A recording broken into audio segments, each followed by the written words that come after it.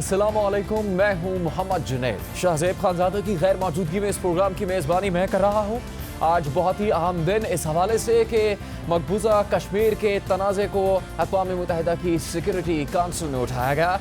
इस security council ने आज कश्मीर के मामले पर मशावरत की है। 5 बड़ी आलमी ताकतों ने कश्मीर के तनाज़े का जायज़ा लिया है। पाकिस्तान इसे अपनी बड़ी सिफारती कामयाबी करार दे रहा है, जबकि भारत भी इसे अपने मौक़िफ़ की कामयाबी करार दे रहा है। मगर चीनी मंदूब जो इस मीटिंग में मौजूद थे, उन्होंने बताया कि सिक्योरिटी काउंसिल के अरकान ने कश्मीर की सूरत हाल पर तशवीश का इजहार किया है। सलामती काउंसिल के मशावरती इजलास के बाद मीडिया से गुफ्तगू करते हुए सलामती काउंसिल में चीनी मंदूब ने कहा कि सिक्योरिटी काउंसिल के अरकान ने कश्मीर में इंसानी हकूक़ की सूरत हाल पर गहरी तशवीश का इजहार किया है।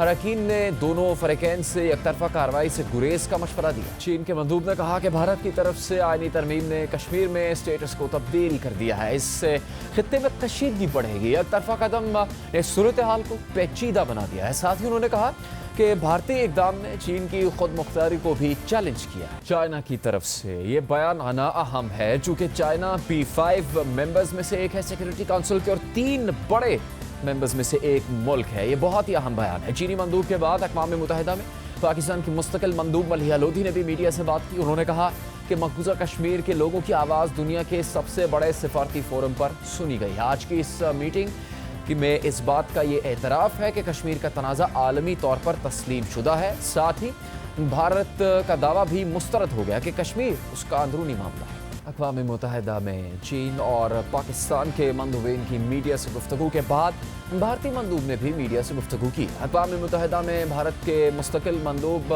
सैयद अकबरुद्दीन ने पाकिस्तान और चीन पर तनकीद की और कहा कि वो अपने मौक़िफ़ को बैन-अल-अक़वामी मौक़िफ़ के तौर पर सामने लाना चाहते हैं। सिक्योरिटी काउंसिल की मीटिंग के बाद वज़ीर ख़ारजा शाह महमूद कुरैशी ने मीडिया ब्रीफिंग दी और उन्होंने मीडिया से बात करते हुए कहा कि सलामती काउंसिल का इजलास मुनक्किद होना भारत की नाकामी है। दुनिया ने तस्लीम किया कि ये भारत का अंदरूनी मामला नहीं है। आज का दिन एक तारीखी दिन है कि हिंदुस्तान की कोशिशों को मुस्तरद कर दिया गया और इजलास मुनक्किद हो गया। इस इजलास के कन्वीन होने से आज दुनिया ने तस्लीम कर लिया है कि ये हिंदुस्तान का अंदरूनी मामला नहीं है। ये एक इंटरनेशनली रिकग्नाइज्ड डिस्प्यूट है और इसका रेजोल्यूशन जो है वो दरकार है। और मेरी इत्तलात के मुताबिक मुफस्सल गुफ्तगू हुई और मुख्तलिफ मेंबरान ने अपनी राय का इजहार किया। उन्होंने अपनी तशवीश का भी इजहार किया और क्लोज अटेंशन पे करने का भी जिक्र हुआ। सलामती काउंसिल के इजलास से पहले वज़ीर-ए-आज़म इमरान खान और अमरीकी सदर डोनाल्ड ट्रंप के दरमियान भी राबता हुआ। दोनों रहनुमाओं ने कश्मीर के सूरत हाल पर बात की, साथ ही अफगानिस्तान के मामले पर भी बात हुई है। इस हवाले से वज़ीर ख़ारजा शाह महमूद कुरैशी ने कहा कि वज़ीर-ए-आज़म इमरान खान ने अमरीकी सदर ट्रंप को खित्ते की सूरत हाल से आगाह किया। सदर ट्रंप ने कहा कि वो भारतीय वज़ीर-ए-आज़म से बात करेंगे। Today the Prime Minister had a good conversation with him. He apprised him of the situation on the Indian side of Kashmir.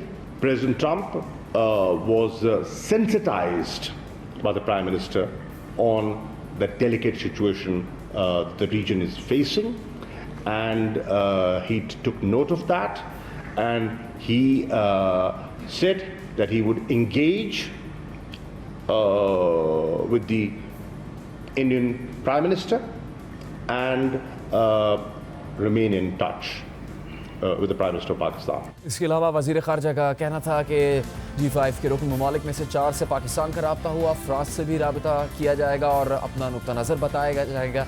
Kashmir की सूरत हाल और आज की जो पेशरफ्त है, इस पर पाकिस्तान का मौक़िफ़ ये है कि ये एक सिफारती कामयाबी है, चूँकि भारत जो इसको अपना अंदरूनी मामला करार दे रहा था।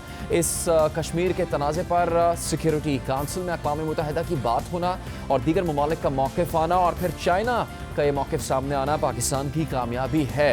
और भारत की तरफ से भी इस तरह का बयान आ रहा है जिस पर उसने चाइना और पाकिस्तान दोनों पर तनकीद की है। लेकिन पाकिस्तान का जो अवलीन मौक़िफ़ ये था कि इसको आलमी सतह पर उठाना है, और पाकिस्तान का जो मौक़िफ़ है कि ये एक बैन-अल-अक़वामी तौर पर तस्लीम शुदा तनाज़ा है जिस पर भारत का मौक़िफ़ दुरुस्त नहीं है। सलामती काउंसिल के इजलास की जो तफसील अब तक सामने आई है उससे पाकिस्तान के इस मौक़िफ़ को फ़िलहाल तक़वियत ज़रूर मिलती है, लेकिन जिस तरह शाह महमूद कुरैशी ने कहा कि वज़ीर आज़म इमरान खान का अमरीकी सदर से रब्ता हुआ है जो कि इस मामले में सालिस बनने के लिए तैयार थे। अब उन्होंने कहा है कि वो भारतीय वज़ीर आज़म से भी बात करेंगे, तो शायद इसकी भी कोई ऐसी पेशरफ्त सामने आ सके जिससे पाकिस्तान के मौक़िफ़ को पजीराई मिले। प्रोग्राम में अभी वक्त है एक ब्रेक का, हमारे साथ।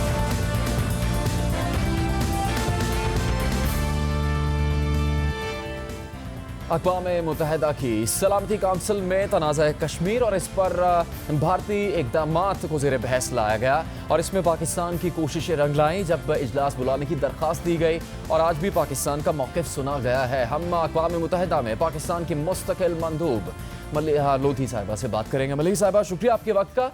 ज़ाहिर है ये एक आइडियल वर्ल्ड तो नहीं है, लेकिन जो मौक़िफ़ चाइना का सामने आया है वो बहुत ही ज़्यादा अहमियत रखता है और ये बात वाज़ेह हो रही है कि ये भारत का अंदरूनी मामला नहीं है।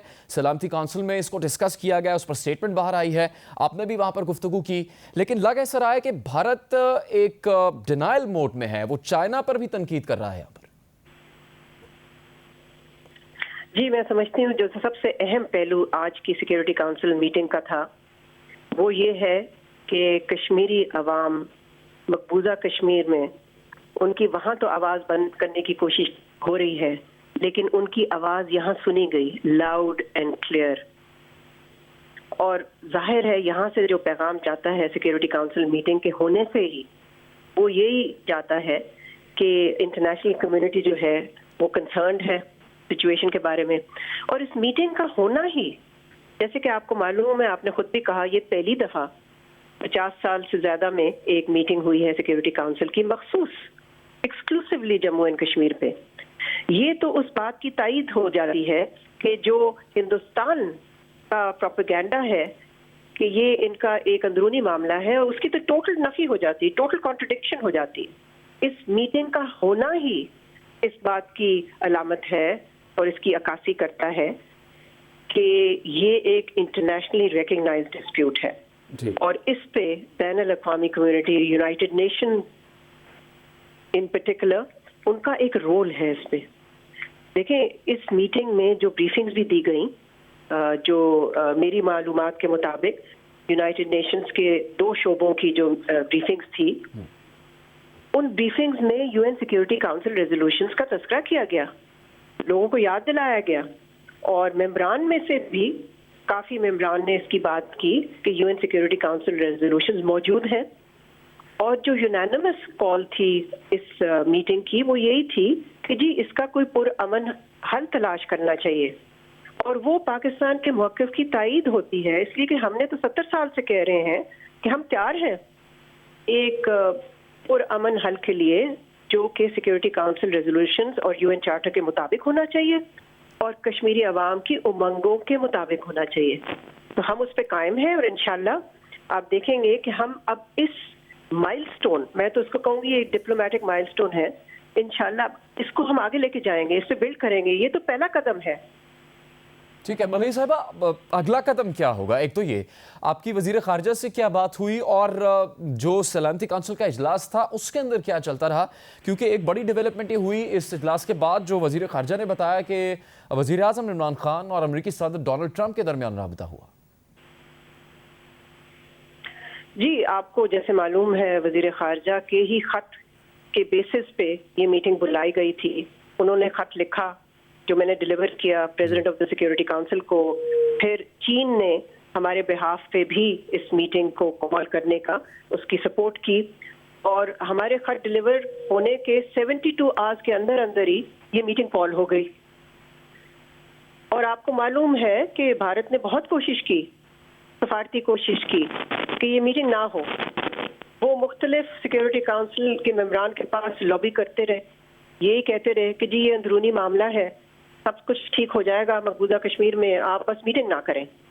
तो इस मीटिंग का होना ही मैं समझती हूँ कि भारत की सफारती शिकस्त है और कश्मीरी अवाम की फतह है, मगर ये पहली फतह है उनकी। अभी उन्होंने अपनी मंजिल तक पहुँचना है और पाकिस्तान उनके साथ खड़ा रहेगा। हमारे वजीर आज़म, हमारे वजीर खारजा वो लोग एक्टिवली लॉबी कर रहे हैं।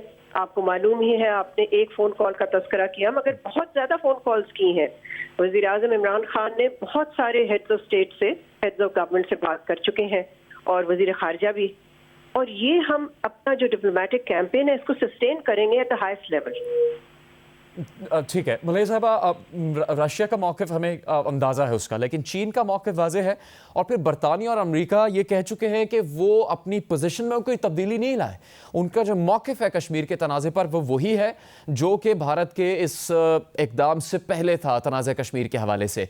तो उनकी हिमायत मुस्तक़बिल में किस नौयत की हो सकती है, इसका क्या अंदाज़ा है आपका बहैसियत मुस्तक़िल मंदूब अक़वाम मुत्तहिदा में और पाकिस्तानी वज़ीर ख़ारजा का?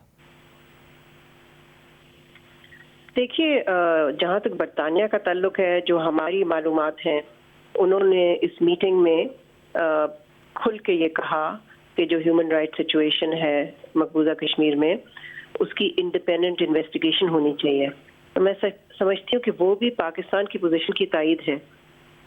और जहाँ तक ह्यूमन राइट्स का ताल्लुक है, वो तो मैं समझती हूँ कि सारे मेंबरान, ऑलमोस्ट सारे मेंबरान ने इस पे तशवीश जाहिर की, और मैं समझती हूँ कि ये एक बहुत अहम डेवलपमेंट है। ठीक है, और अगली स्ट्रेटजी, अगली कोशिश क्या हो सकती है पाकिस्तान की इस मामले पर? क्या OIC से मुताल्लिक कोई कोशिश की जा सकती है किसी तरह से? ये तो मैं अभी नहीं बताऊंगी, ये तो हम खुफिया रखेंगे, ताकि फिर आपको कोई एलिमेंट ऑफ सरप्राइज भी होना चाहिए। अच्छा, ठीक नहीं, मगर मोर सीरियसली जाहिर है हम इसकी असेसमेंट कर रहे हैं, मोर सीरियसली इसकी हम असेसमेंट कर रहे हैं कि अगला कदम कहाँ होना चाहिए और कैसे होना चाहिए। मगर ये मैं आपको बता सकती हूँ और अश्योर कर सकती हूँ कि we will not rest until the Kashmiri people are given the justice that they deserve. जब तक वो मंजिल तक नहीं पहुँचेंगे, हमारी सफारती कोशिशें जारी रहेंगी। मलिहा लोधी साहिबा, बहुत शुक्रिया। मलिहा लोधी ये कह रही है एक कामयाबी है पाकिस्तान के मौक़िफ़ की सलामती काउंसिल में इस मामले पर बहस होना, गुफ्तगू होना, लेकिन अभी ये सिफारती कोशिशें जारी रहेगी और पाकिस्तान की हद्दुल वसा मुमकिन बनाने की ये कोशिश होगी कि कश्मीरियों के मौक़िफ़ को तस्लीम किया जाए, पाकिस्तान का मौक़िफ़ तनाज़ा कश्मीर के हवाले से उसको तस्लीम किया जाए और भारत को मजबूर किया जाए कि वो अपने गैर कानूनी इक़दामात वापस ले। और उन्होंने एक बात दोहराई कि पाकिस्तान ही वो मुल्क है जो इस तनाज़े का सबसे ज़्यादा पुरअमन हल चाहता है, इसका पिछले 70 साल से ज़्यादा अरसे से ख्वाह है। प्रोग्राम में अभी वक्त है एक ब्रेक का, हमारे साथ।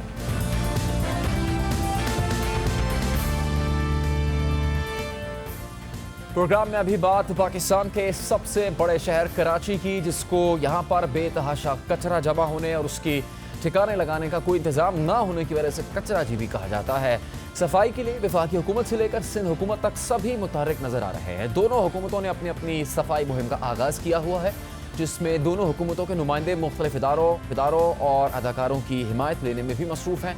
लेकिन कराची की हालिया बारिशों ने जो तबाही मचाई, उसने कराची के इंफ्रास्ट्रक्चर और इंतजामिया का हाल वाज़े कर दिया है। नदी नाले भरे हुए हैं, सड़कों पर पानी जमा रहा, हर जगह कीचड़, पत्थर और गंदगी है, लेकिन सफाई के दावे उरूज पर हैं और बढ़ते चले जा रहे हैं। बज़ाहिर ऐसा लग रहा है कि सफाई मुहिम में अदाकारों की हिमायत लेते लेते सूबाई और वफाकी हुकूमत शहर को साफ करने की बजाय खुद अदाकारी में मसरूफ़ हो गई है, क्योंकि दावे बहुत हैं, अमली तौर पर काम कम नज़र आ रहा है। सड़कों पर सफाई करने वाली मशीनरी से ज़्यादा इस की मंजरकशी करने वाले मौजूद हैं, कैमरामैन नज़र आ रहे हैं। शहर को साफ करने की हिकमत अमली क्या होगी, इसके लिए मनसूबाबंदी कम है और सोशल मीडिया पर तारीफ़ी ट्वीट्स ज़्यादा नज़र आ रही हैं। अदाकार सफाई का दर्स दे रहे हैं और सफाई के ज़िम्मेदार अदाकारी में मसरूफ़ हो गए हैं, यानी वो मीडिया के ज़रिए से आकर अपने ऐलानात और दावों के बारे में तो बता रहे हैं, लेकिन अमली काम होता उस तरह से नज़र नहीं आ रहा। कराची शहर वहीं खड़ा है, बेबस, लाचार है और जिस तरह से तंज के तौर पर भी और गम गुस्से का इजहार करते हुए भी लावारिस कहा जाता है अक्सर इसे। तहरीक इंसाफ के रहनुमा वफाकी वज़ीर बराए ports and shipping Ali Zaidi ने रवां माह के आगाज़ में बाकायदा क्लीन कराची के नाम से सफाई मुहिम का आगाज़ किया और लोगों से अपील की कि उन्हें पहले मरहले में सफाई के लिए 1 अरब 75 करोड़ दरकार है, इसके लिए उनकी मदद की जाए। जिसके बाद वफाकी हुकूमत समेत मुख्तलिफ इदारों और अदाकारों ने अली ज़ैदी की सफाई मुहिम की हिमायत की, इसमें शामिल होने का ऐलान भी किया। लेकिन कुछ लोग ये सवाल भी पूछते रहे कि भारी भरकम टैक्सेस अदा करने के बावजूद अगर पूरे मुल्क को सिर्फ चंदे पर ही चलाना है तो फिर इसकी सरबराही भी किसी फलाही इदारे के नुमाइंदे को दे दी जाए। लेकिन बहरहाल लोगों ने कराची की सफाई के लिए इस मुहिम की हिमायत ज़रूर की, जिसके बाद अली जैदी, कराची के mayor Wasim Akhtar, Peoples Party के रहनुमा और सूबाई वजीर बल्दियात नासिर शाह ने मिलकर कराची साफ करने के आज़म का इजहार किया। Let's clean Karachi together.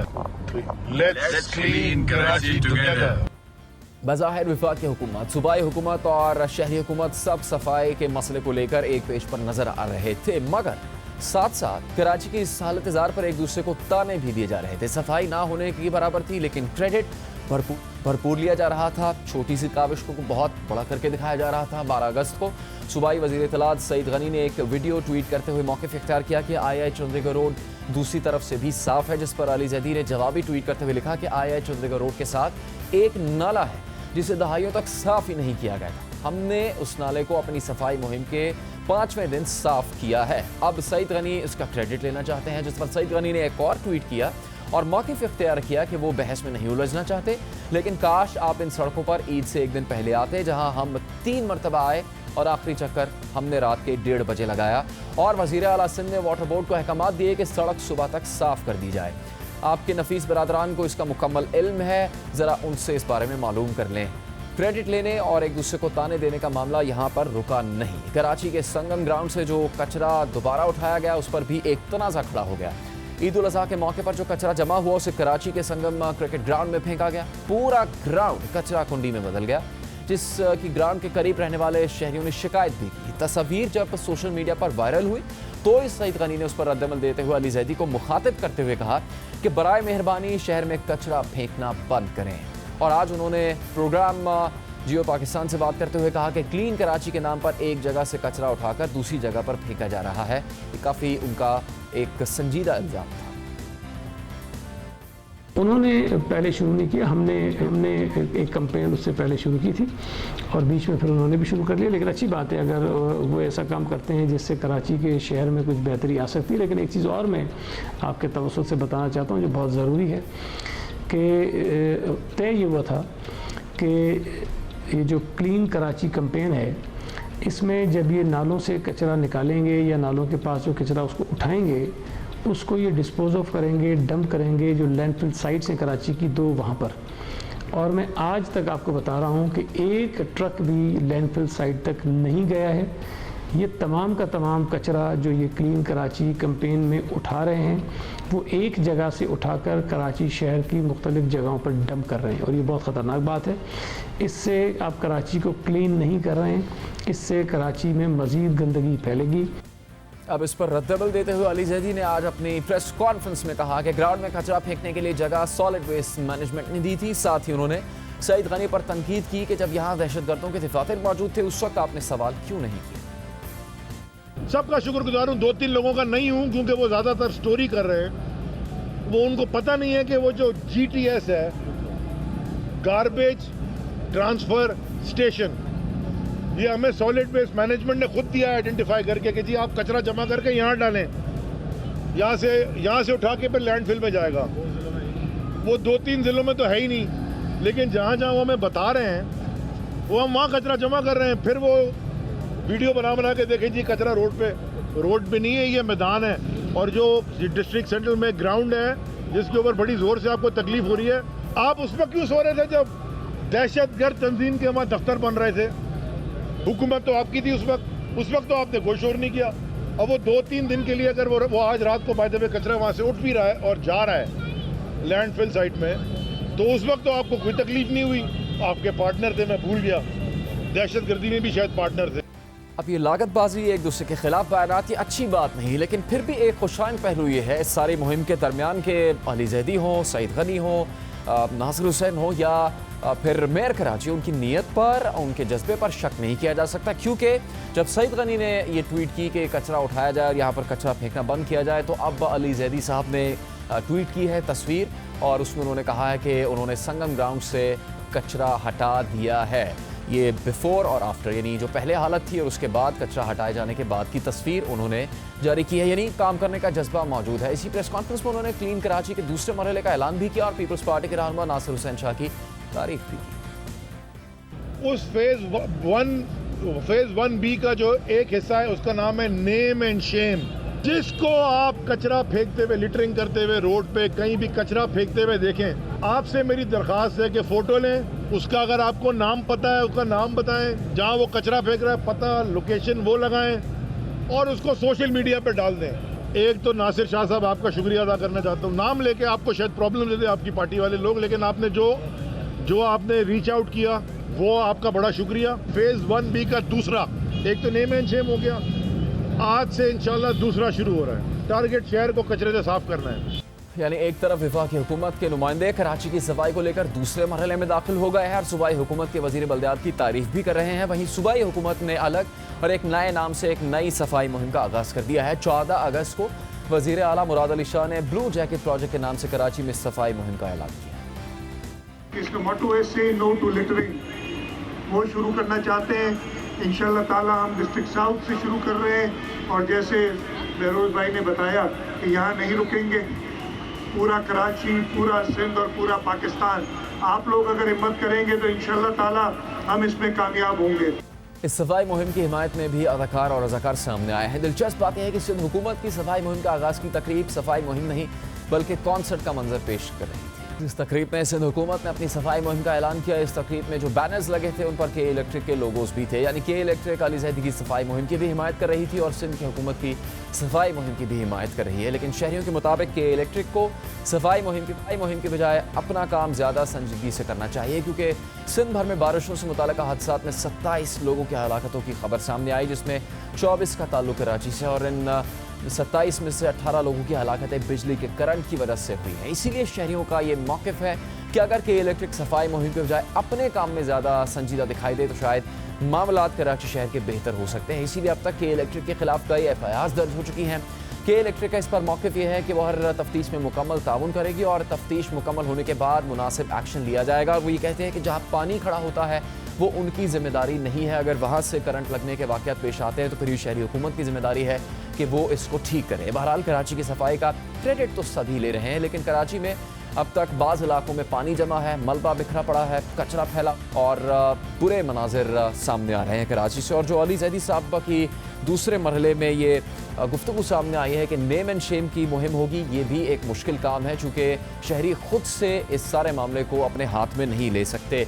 लेकिन ये ज़रूरी है, चूँकि आम सड़कों पर आप अपने इर्द गिर्द नज़र दौड़ाएँ तो बदकिस्मती से एक बहुत बड़ी तादाद अच्छी महंगी गाड़ियों में, बड़ी गाड़ियों में सफ़र करने वाले लोगों की भी होती है, जो अपनी गाड़ी का शीशा खोलते हैं और कूड़ा बाहर सड़क पर फेंक देते हैं। यकीनन उनको वहाँ रोकने के लिए कोई मौजूद होना चाहिए। हम बात करेंगे जियो न्यूज़ के नुमाइंदे सुलेमान सादत से। सुलेमान, ज़मीनी हक़ाइक़ क्या है? जो काम बताया जा रहा है कि किया जा रहा है कराची के कचरे को ख़त्म करने के लिए, सफाई करने के लिए, वो होता नज़र भी आ रहा है इस वक्त? बहुत शुक्रिया जुनेद। आपको बताता चलूँ जो कि अली ज़ैदी की कैंपेन है लेट्स क्लीन कराची, वो जो है अपने दूसरे मरहले में दाखिल हो गई है। पहला मरहला उनका था कि वो नालों की सफाई करेंगे 2 हफ्ते के दौरान, और आज उन्होंने जो है वो लियारी से अपने दूसरे मरहले का जो है वो आगाज़ कर दिया है कि name it and Shem it, यानी कि अगर कोई कचरा फेंकता है तो उसकी तस्वीरें जो है वो सोशल मीडिया में डाली जाएँ ताकि उन्हें गैरत आए और वो दोबारा ऐसा कदम ना उठाए। लेकिन जो लेट्स क्लीन कराची है ये एक ही बार जो है वो होगी, और पाकिस्तान तहरीक इंसाफ का जो इनिशिएटिव है ये जो है वो एक बार जो है वो नालों को या जो बैकलॉग है उसे साफ़ करने की हद तक है। लेकिन ये मुस्तकिल बुनियादों पर इस तरह भी नहीं हो सकता कि वफाक की जिम्मेदारी नहीं है कि वो शहर से कचरा उठाएं। अब बात करते चाहें ब्लू जैकेट की, तो सुबह जो है वो सईद गनी ने कहा कि हमने वफाक से पहले जो है वो इस मुहिम को आगाज़ कर दिया था।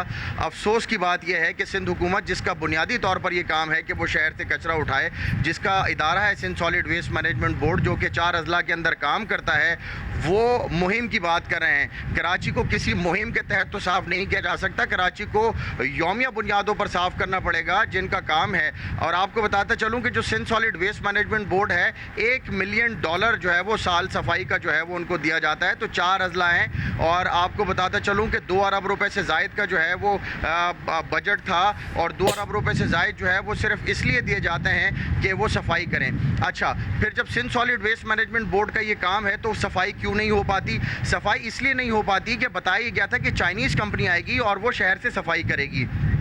चाइनीज कंपनी को ठेका तो दे दिया गया, लेकिन जो डीएमसी यानी district municipal corporation, Karachi metropolitan corporation के जो ये वर्कर्स थे जो पहले भी शहर को साफ करते थे और अपने काम में गफलत बरतते थे, सब वही लोग, सब वही ठेकेदार जो है वो Sindh solid waste management board को दे दिए गए। तो अगर ब्लू जैकेट मुहिम शुरू कर दी जाती है या कोई और मुहिम शुरू कर दी जाती है, वो इसका वन टाइम सोल्यूशन तो हो सकती है, कराची का परमानेंट सोल्यूशन नहीं है। और आपको बताता चलूँ कि इस वक्त जो है जो शहर में नालों की सफाई जो की गई या जो दीगर सफाइयाँ की गई, सिर्फ आपको बताता चलूँ कि 2016 से 17 तक जो है वो 43.7 मिलियन और उसके बाद फिर सुप्रीम कोर्ट के अहकामात पर 500 मिलियन यानी मोर और लेस 1 बिलियन रुपीज़ जो हैं वो सिर्फ इस स्ट्रॉम वाटर ड्रेन्स को जो है वो सफाई के लिए जो है वो इस शहर पर खर्च किए गए। लेकिन दोबारा से जो है वो इस जो स्ट्रॉम वाटर ड्रेन है या बरसाती नाले हैं ये भर जाते हैं। शहर में जो है कमोबेश 20,000 टन के लगभग जो है वो कचरा जो है वो जनरेट होता है और अगर ये 20,000 टन कचरा आपको लैंडफिल साइट लेकर जाना है तो उसके लिए आपको कमोबेश जो है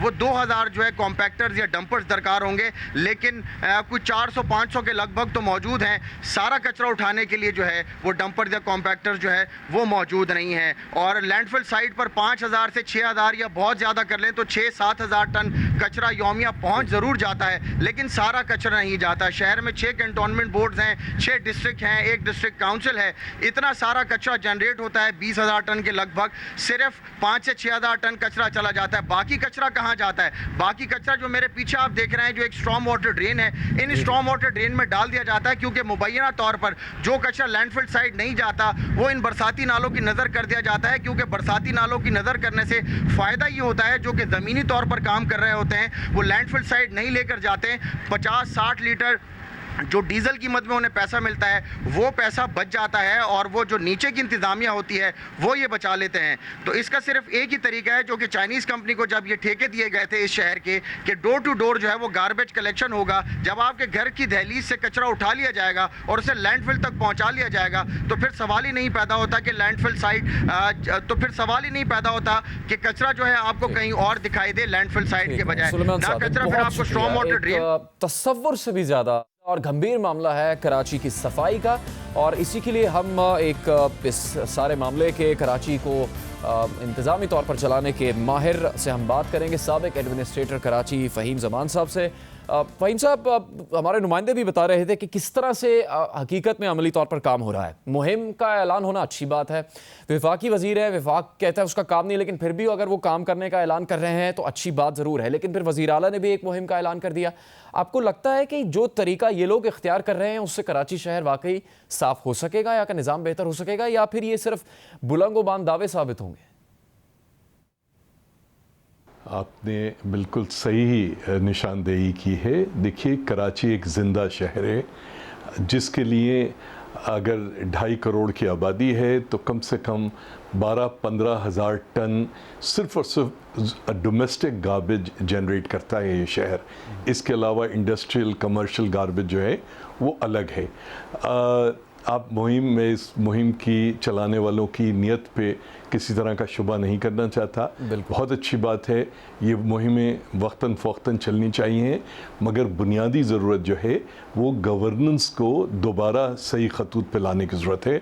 कराची को बहैसियत शहर बल्दियाती इदारे के, कराची के बल्दियाती इदारों को उनको स्ट्रेंथन करने की ज़रूरत है, उनको तक़वियत देने की ज़रूरत है।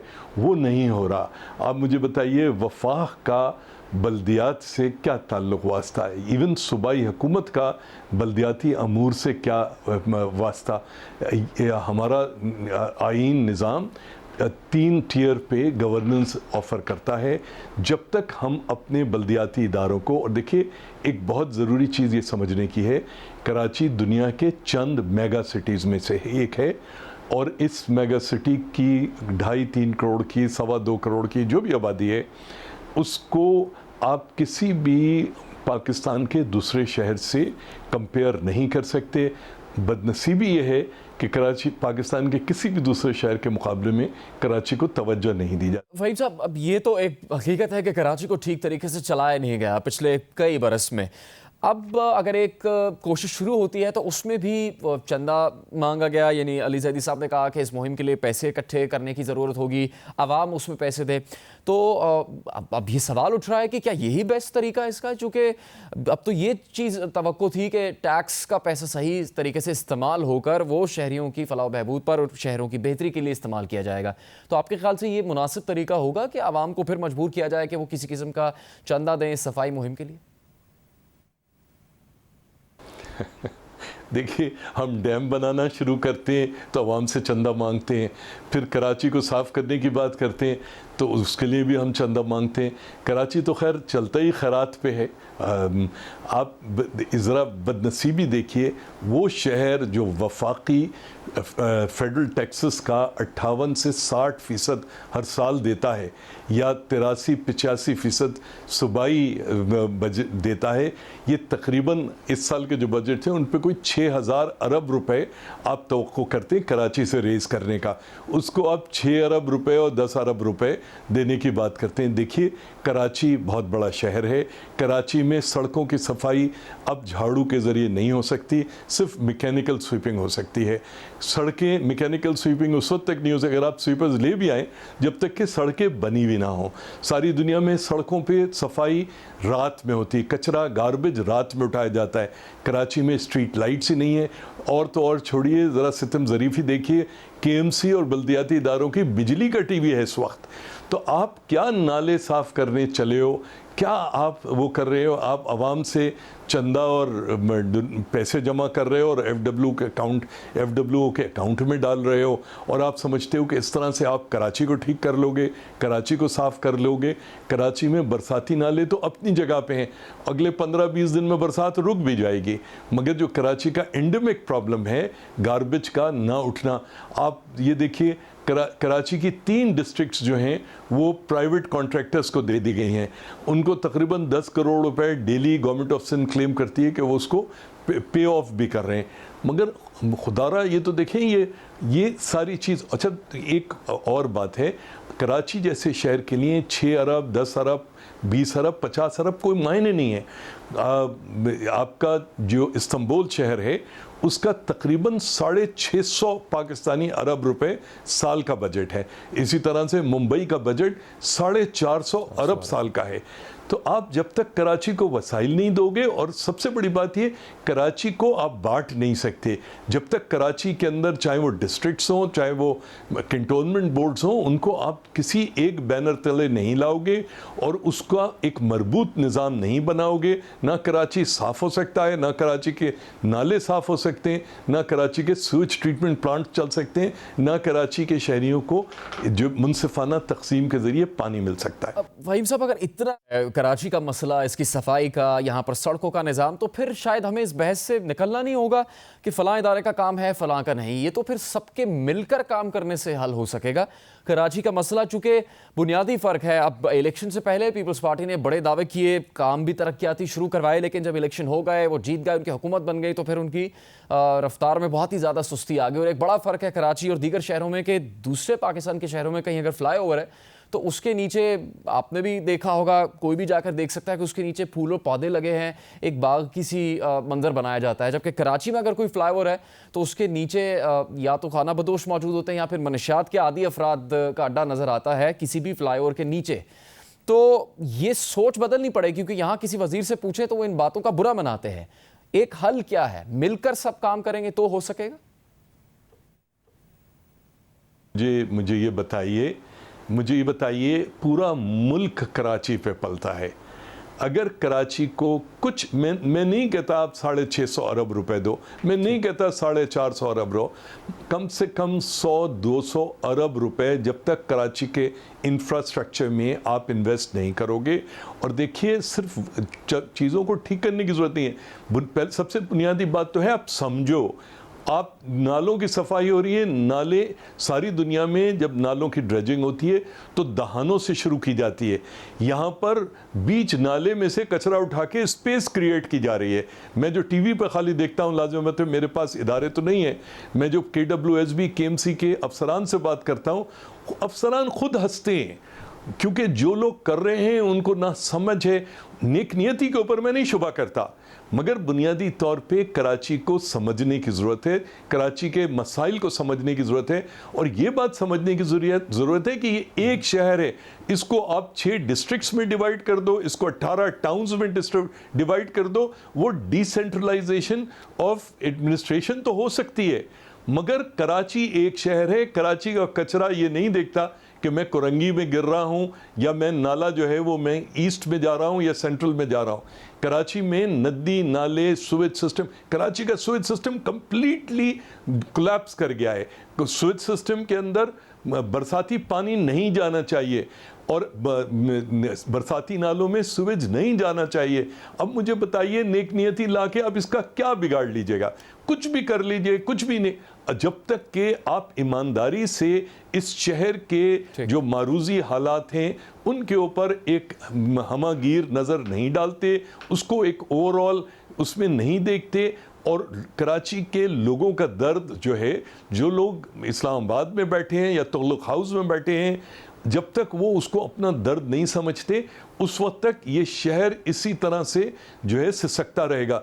और एक बात जानने की, समझने की ज़रूरत है, अगर कराची अगर बेहतर तरीके से मेंटेन किया जाता है, मैनेज किया जाता है, यहाँ पे ट्रांसपोर्ट का निज़ाम बेहतर किया जाता है, तो ये पूरे पाकिस्तान को रिलीफ प्रोवाइड करेगा।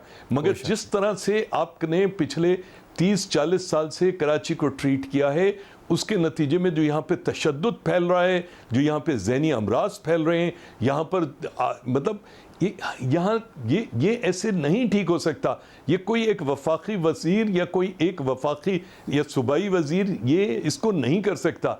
आप मुल्क की दिफा की बात करते हो, आप सेहत की बात करते हो, आप तालीम की बात करते हो, ये सारी की सारी चीज़ें कराची में फेल हैं।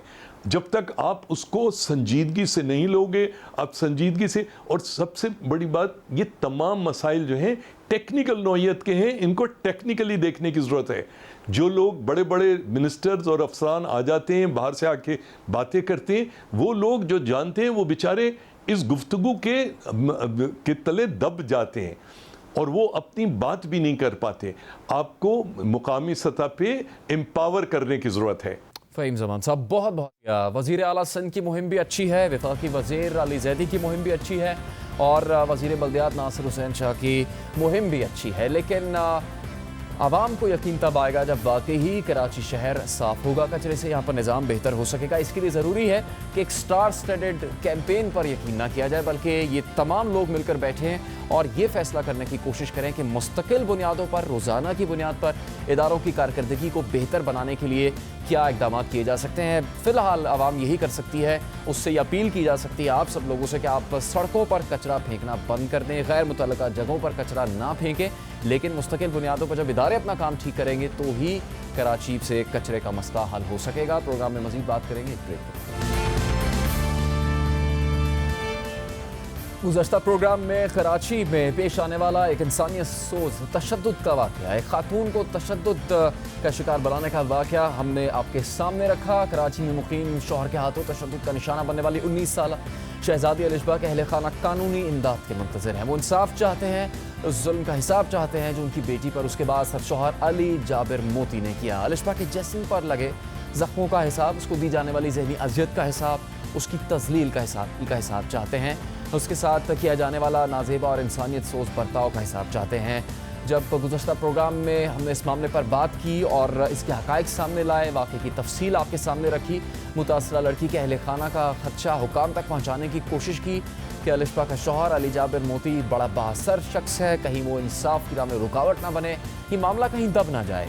और अफसोस के साथ ये खबर सामने आई कि पाकिस्तानी नजाद इटली की शहरी शहजादी अलिशबा का शौहर मुल्क से फ़रार होने में कामयाब हो चुका है। ज़ीशान शाह जियो न्यूज़ के नुमाइंदे, उनसे हम इस बारे में बात करेंगे। ज़ीशान था और सुहाई अजीज़ एक काबिल अफसर है, इस सारी मालूमात के सामने आने के बावजूद भी क्या पुलिस कोई काबिल ज़िक्र इक़दामात नहीं कर सकी इस केस में अभी तक?